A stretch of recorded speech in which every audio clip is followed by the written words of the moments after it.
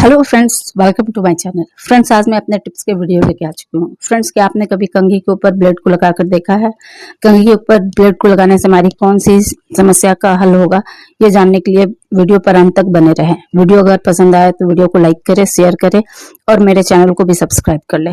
Friends, इसके साथ ही मैं एक दूसरी टिप शेयर कर रही हूँ। फ्रेंड्स, इस तरह के ब्रश हम सभी कपड़े धोने के लिए इस्तेमाल करते हैं, लेकिन क्या होता है कि जब भी हम कपड़ा धोते हैं तो कपड़े के रेशे, बाल आदि इसमें फंस जाते हैं, जिसे निकालना काफी मुश्किल होता है। तो इसे निकालने की मैं एक छोटी सी टिप शेयर कर रही हूँ। फ्रेंड्स, इस तरह से हम किसी भी कंटेनर में अपने मेकअप प्रोडक्ट को रखते हैं। जब भी हमें कुछ निकालना होता है तो हमें परेशानी होती है, तो इसके लिए मैं एक ऑर्गेनाइजर बना रही हूँ। अगली टिप जो है मेरी, वो हरी मिर्च को लेकर है। हरी मिर्च को जब भी हम कट करते हैं तो हमारे हाथों में काफी जलन होने लगती है। तो किस तरह से घरेलू तरीके से हम मिर्च के जलन को काफी आसानी से हटा सकें। फ्रेंड्स, इस तरह से कंघी में अक्सर गंदा हो जाता है। अगर टाइम नहीं हो और जल्दी में इसे साफ करना हो तो किस तरह से इसे आप मिनटों में साफ कर सकते हैं, उसकी मैं आपके साथ एक टिप शेयर कर रही हूँ। तो वीडियो पर बने रहें। फ्रेंड्स, इस तरह के मेटल के बैंगल हम अक्सर खरीद कर लाते हैं, लेकिन क्या होता है कि अगर ये साइज में छोटा हो तो पहनने में काफी परेशानी होती है। कभी कभी तो इसे जबरदस्ती हम हाथों में डालते हैं तो हाथ कट भी जाता है। तो इसे किस तरह से हम आसानी से पहन सके, उसके लिए टिप शेयर कर रही हूँ। तो फ्रेंड्स, देर न करते हुए मैं अपनी पहली टिप शेयर कर रही हूँ। पहली टिप जो है मेरी, वो इस तरह के ब्रश को लेकर है। इस तरह के ब्रश हम सभी अपने घर में इस्तेमाल करते हैं कपड़े धोने के लिए, लेकिन क्या होता है ना कि कपड़े धोने से इसमें कपड़े के रेशे, धागे आदि फंस जाते हैं, तो उसे निकालने में काफी दिक्कत होती है। तो इसे निकालने का एक आसान तरीका मैं आपके साथ शेयर कर रही हूँ कि हम इस तरह से एक ब्लेड को लेंगे और ब्लेड से लेने के बाद हम ब्रिसल्स के बीच में इसे इस तरह से 25 से 50 बार दोनों डायरेक्शन में चला लेंगे। उसके बाद इसे हम पटक के देखेंगे। ब्रश को इस तरह से हम पटकेंगे तो जो भी कटे हुए धागे और बाल होंगे वो काफी आसानी से बाहर निकल आएंगे। तो इस तरह से हमारा ब्रश काफी आसानी से साफ हो जाता है।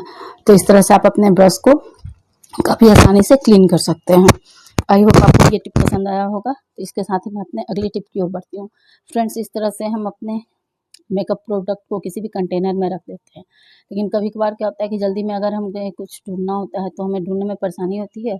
और कभी कभार तो क्या होता है कि लिपस्टिक का ढक्कन खुल जाता है, हमारे हाथों में भी लग जाता है। तो उसके लिए मैं यहाँ नो कॉस्ट एक ऑर्गेनाइजर बना रही हूँ। मैंने यहाँ एक प्लास्टिक का कंटेनर लिया है। अगर आपके पास प्लास्टिक का कंटेनर ना हो तो आप किसी कार्टन के कंटेनर में भी इसे बना सकते हैं। और उसके साथ ही मैंने यहाँ 6 रबर बैंड लिया है। डब्बे के अकॉर्डिंग मैंने 6 लिया है। अगर आपका डब्बा बड़ा हो तो आप ज़्यादा रबर बैंड भी ले सकते हैं।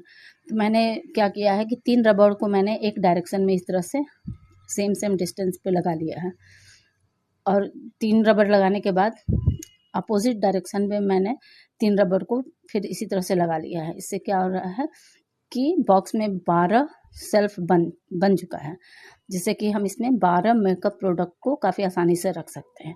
तो इसके बाद अब हम क्या करेंगे कि मेकअप प्रोडक्ट जो है उसे एक एक करके हम इन खाँचों में रख लेंगे। तो इस तरह से क्या होगा कि आप काफ़ी आसानी से और बिना कॉस्ट लगाए ऑर्गेनाइजर बना सकते हैं और अपने मेकअप प्रोडक्ट को इस तरह से अरेंज कर सकते हैं।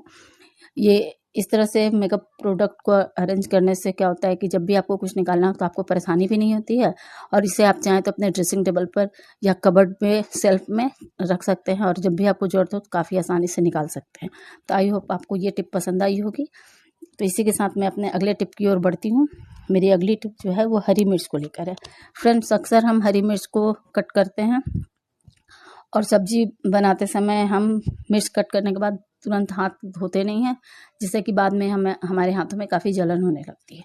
तो इस जलन को घरेलू तरीके से किस तरह से हटाएं, उसके लिए मैं यहाँ आपके साथ 2 टिप शेयर कर रही हूँ। पहली टिप तो है कि आप ठंडा दूध, अगर कच्चा हो तो वो, नहीं तो ठंडा दूध लें और उसे अपने हाथों पर इस तरह से लगा के आगे पीछे दोनों तरफ अच्छी तरह से रब कर दें। इससे आपके हाथों की जलन दूर हो जाएगी। अगर दूध लगाने के बाद भी अगर हाथों पर जलन रह जाता है तो उससे हटाने के लिए मैं यहाँ एक दूसरी टिप शेयर कर रही हूँ, जिससे कि हाथों का जलन एकदम आसानी से निकल जाएगा। तो उसके लिए हम क्या करेंगे कि टूथपेस्ट लेंगे। आप कोई भी टूथपेस्ट लग सकते हैं, जो भी टूथपेस्ट आप यूज़ करते हो, क्योंकि टूथपेस्ट में एक सनसनाहट टाइप का होता है जिससे कि हाथों का जलन निकल जाता है। तो मैंने क्या किया कि अपने हाथ में पेस्ट को लेकर अपने हाथों पर आगे पीछे दोनों तरफ अच्छी तरह से रब कर लिया है। इसे हम लगभग 5 मिनट के लिए छोड़ देंगे। उसके बाद फिर हम ठंडे पानी से अपने हाथ को धो लेंगे। आप देखिएगा कि आपके हाथ का जो जलन हो रहा था वो जलन गायब हो जाएगा। तो इस तरह से आप मिर्च के जलन को दूर कर सकते हैं। फ्रेंड्स, मेरी अगली टिप जो है वो बैंगल्स को लेकर है। फ्रेंड्स, कभी कभार क्या होता है कि हम मार्केट जाते हैं और कोई बैंगल हमें पसंद आ जाती है, लेकिन वो साइज़ में छोटी होती है, लेकिन डिज़ाइन अच्छा लगने के कारण हम ले लेते हैं। लेकिन क्या होता है कि जब उसे हम हाथ में डालते हैं तो वो आसानी से अंदर जाती नहीं है, और ज़बरदस्ती से अगर डालें तो क्या होता है कि हाथ छील भी जाती है और रेडनेस आ जाती है। तो उससे बचने के लिए हम क्या करेंगे कि पॉलीथीन लेंगे, उसे अपने हाथों में इस तरह से पहन लेंगे। उसके बाद हम बैंगल को डालेंगे तो बैंगल काफ़ी आसानी से हाथ में चली भी जाती है और निकल भी जाती है। तो इस तरह से आप किसी भी बैंगल को, मेटल की हो चाहे कांच की हो, काफ़ी आसानी से अपने हाथों में डाल सकते हैं। बैंगल को हाथ में डालने के लिए आप ऑयल भी लगा सकते हैं, लेकिन ऑयल लगाने के बाद वो कपड़े में लग सकता है, तो ये प्रोसेस ज़्यादा वर्क करता है। फ्रेंड्स, मेरी अगली टिप जो है वो भी बैंगल्स को लेकर है। फ्रेंड्स, काफ़ी लोगों को मेटल की बैंगल जो होती है वो सूट नहीं करती। उसे पहनने से उनके हाथों में एलर्जी हो जाता है, खुजली होने लगती है, रेडनेस हो जाती है और काफ़ी ईचिंग होती है। तो उससे बचने के लिए मैं यहाँ एक टिप शेयर कर रही हूँ।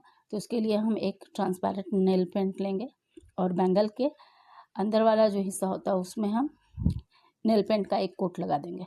मेरी जो बैंगल है उसमें किनारे में दो पतली पतली बैंगल है जो हमारे स्किन से टच कर रही है। तो मैंने क्या किया है कि पतली वाली जो बैंगल है उसके ऊपर नेल पेंट को अप्लाई कर दिया है। अगर आपका बैंगल का पूरा पार्ट टच कर रहा हो तो आप अपने बैंगल के पूरे पार्ट पर नेल पेंट लगा दें, और नेल पेंट लगाने के बाद इसे आप अच्छी तरह से सूखने के लिए रख दें। जब सूख जाए उसके बाद आप आराम से इन बैंगल्स को पहन सकते हैं। ये आपके हाथों में कोई एलर्जी नहीं करेगी। तो आई होप आपको ये टिप भी पसंद आई होगी। तो इसके साथ ही मैं अपने अगले टिप की ओर बढ़ती हूँ। फ्रेंड्स, मेरी अगली टिप जो है वो कंघी पर ब्लेड को चिपकाने से लेकर है। फ्रेंड्स, क्या आपने कभी कंघी पर ब्लेड को चिपका कर देखा है? ब्लेड को चिपकाने से आपकी कौन सी समस्या का समाधान होगा, इसी के बारे में मैं बताने वाली हूँ। तो सबसे पहले मैं यहाँ ये टूल बना लेती हूँ। तो इस टूल को बनाने के लिए हमें एक कंघी चाहिए। कंघी हैंडल वाला लें तो वो थोड़ा सा काफ़ी आसान होगा, क्योंकि हैंडल वाले कॉम्ब को पकड़ने में थोड़ा सा आसानी होता है। तो मैंने यहाँ एक हैंडल वाला कॉम्ब लिया है जिसे मैं इस्तेमाल नहीं करती हूँ, और मैंने यहाँ एक ब्लेड लिया है। और ब्लेड को कॉम्ब पे चिपकाने के लिए मैंने यहाँ फेविक्विक लिया है। ब्लेड को चिपकाने के लिए फेविक्विक ही लें, क्योंकि फेविकोल जो होता है उससे चिपकाने पर क्या होता है ना कि कभी कभार वो यूज़ करते समय निकल जाता है, तो फेविक्विक से ही चिपकाएं। और ध्यान ये रखना है कि ब्लेड को चिपकाते समय ये ध्यान रखना है कि कंघी के ब्रिसल के ऊपर ब्लेड का किनारे वाला पार्ट ना आए। तो इसे हम ध्यान रखते हुए ऐसे चिपकाएंगे कि कंघी के ब्रिसल से थोड़ा सा आगे ब्लेड का धार वाला पार्ट आए। तो मैं यहाँ ऊपर नीचे और कंघी के एक ब्रिसल पर फेविक्विक को अप्लाई कर देती हूँ। उसके बाद बहुत ही सावधानी से देखते हुए हमें ब्लेड को इस पर प्रेस कर देना है, ताकि ब्रिसल से थोड़ा सा आगे ब्लेड का धार वाला पार्ट हो। अब मैं आपको बताती हूँ कि इसका हम इस्तेमाल कहाँ करेंगे। फ्रेंड्स, हमारे घर में बच्चे अक्सर प्रोजेक्ट वर्क वगैरह बनाते हैं और उन्हें अक्सर सेलो टेप कट करना होता है, जिसके लिए वो सीजर इस्तेमाल करते हैं। लेकिन क्या होता है कि सीजर इस्तेमाल करने में हमें परेशानी होती है। कभी कभार तो क्या होता है कि सीजर मिल भी नहीं रहा है, तो आप ये टूल बनाकर सेलो टेप के साथ रख दें, और जब भी सेलो टेप कट करना हो तो आप इसका इस्तेमाल कर सकते हैं। तो मैं यहाँ सेलो टेप को कट करके आपको दिखा रही हूँ। इस तरह से आप सेलो टेप को कट करेंगे तो आप बच्चे को भी दे सकते हैं, और इस तरह से सेलो टेप को कट करने में बच्चे के हाथ कटने का भी कोई डर नहीं रहता है। तो मैंने यहाँ सेलो टेप को किनारे से थोड़ा सा ऊपर खींच लिया है। उसके बाद हम क्या करेंगे कि जितना भी लंबा आपको टेप कट करना हो उतना लंबा टेप को खींचने के बाद हम इसे ब्लेड वाले कंघी को हाथ में लेके ब्लेड वाले पार्ट से पास कर लेंगे। देखिए, ये काफ़ी आसानी से ब्लेड वाले पार्ट से पास हो गया। अब हम क्या करेंगे कि ब्लेड के ऊपर दूसरा हाथ हम दबाते हुए इसे खींचेंगे और ये काफ़ी आसानी से कट हो जाएगा। तो इस तरह से बच्चे भी काफ़ी आसानी से सेलो टेप को कट कर सकते हैं। तो इस तरह से टूल बनाकर आप अपने बच्चों को दे सकते हैं। वो काफ़ी आसानी से इसे इस्तेमाल कर सकते हैं और उनके हाथ कटने का भी डर नहीं रहेगा।